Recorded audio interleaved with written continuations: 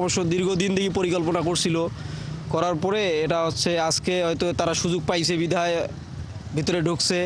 লালমনিরহাট সোনালী ব্যাংকের বড় বাড়ির শাখায় সুড়ঙ্গ করে ডাকাতির চেষ্টা চালিয়েছে দুর্বৃত্তরা।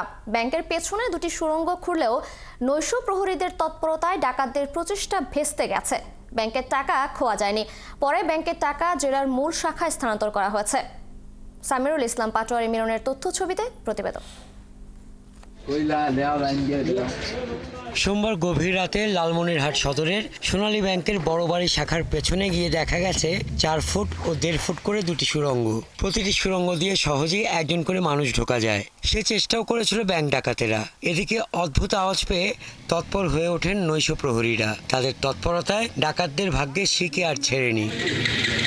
খবর পেয়ে ছুটে আসে লালমনিরহাট সদর থানার পুলিশ, আসে সেনাবাহিনী, উপজেলা নির্বাহী কর্মকর্তা সহ ব্যাংকের ঊর্ধ্বতনরাও হাজির হন ঘটনাস্থলে।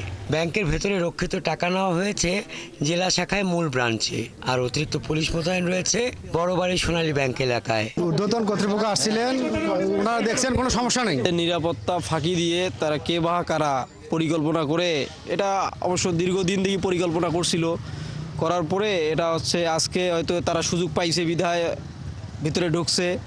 যাই হোক, তারা হচ্ছে ভোল্টের কাছে যাইতে পারে নাই। বড়বাড়ি ইউনিয়ন পরিষদ চেয়ারম্যান জানান, লোকজন গর্তটি দেখে তাদের খবর দেয়। আর সদর থানার ভারপ্রাপ্ত কর্মকর্তা জানান, সুড়ঙ্গ করে ব্যাংক ডাকাতি চেষ্টার অপরাধীদের চিহ্নিত করতে সর্বোচ্চ গুরুত্ব দেওয়া হচ্ছে। আমাদের ঊর্ধ্বতন অফিসার এসেছেন, আর্মি অফিসাররা এসেছেন, চেয়ারম্যান সাহেব এলাকার এসেছেন, পুলিশ পাহারা নিয়োজিত করা হয়েছে। আইন শৃঙ্খলা পরিস্থিতি স্বাভাবিক আছে। এদিকে এই ঘটনার সাথে জড়িতদের দ্রুত গ্রেফতারের দাবি জানিয়েছে ব্যবসায়ী সহ সবাই। হাসান আহমেদ, ৭১।